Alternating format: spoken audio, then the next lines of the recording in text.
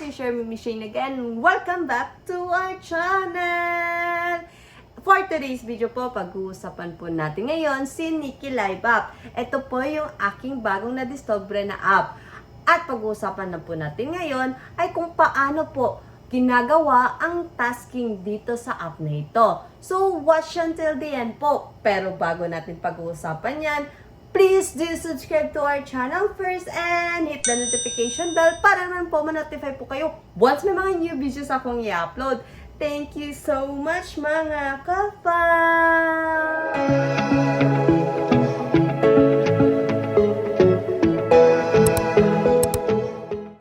At sa lahat po na gustong sumali sa aming agency dito sa Nikki Live App, ito po ang code kung gusto nyo po maging host. At nasa description box lang po ang link kung gusto nyo po maging sub-agent dito sa aming agency. Thank you so much po. Support us and join us now po. Pag na-download nyo na po ang Nikki Live App, i-open nyo lang po ito at pumunta po kayo dito sa inyong Me. Na kung saan makikita nyo po inyong dashboard ang inyong profile. Makikita po ang lahat ng pinapagawa ni Nikki Live App dito sa task. I-click nyo lang po yung task. So, dito nyo na po makikita ang mga task. Pero pumunta po muna kayo dyan sa live. I-click nyo po yung live. At gawin po natin yung live today. Lalo na po sa mga new user dyan at beginners pa. Ito po ang unang pinapagawa sa inyo ni Nikki Live App. Sa mga nagsisimula pa lang dito sa app na ito, ay nasa 1,000 beans pa lang po per hour. So, simulan na natin. I-click nyo lang po yung go. At makikita nyo po dyan, meron pong 4 seats, 6 seats, at 9 seats. At sa baba naman po, meron pong nakalagay na party or live.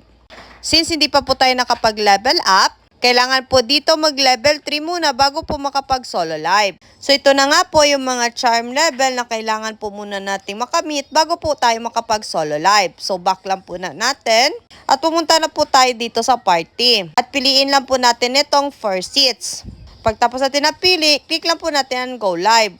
Click nyo po itong tatlong linya po sa baba. I-off po natin ang microphone.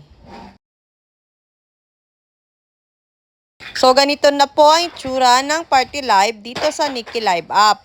1 hour po natin itong gagawin. At may mga audience po kayo dyan na automatic na nanonood. At siguraduhin nyo lang po na huwag po kayong aalis sa inyong solo live. Dyan po sa tatlong linya, dyan po sa baba, ay malalaman nyo po kung tapos na po inyong solo live kapag meron na pong red. At i-click nyo lang po yung messages. At dito po kayo mapupunta para po ma-receive nyo na po ang inyong beans. Click nyo lang po yung view task. At i-click nyo lang po yung receive. Then confirm nyo lang po. So, ayun na nga po, meron na po kayong 1,000 beans for today's live. Para po kayo makapag-cash out dito sa Nikki Live App, ay kailangan nyo po mag-ipon po ng 100,000 beans po. So, ganun lang po kasimple mag-task dito sa Nikki Live App. Thank you for watching po. Join our team now!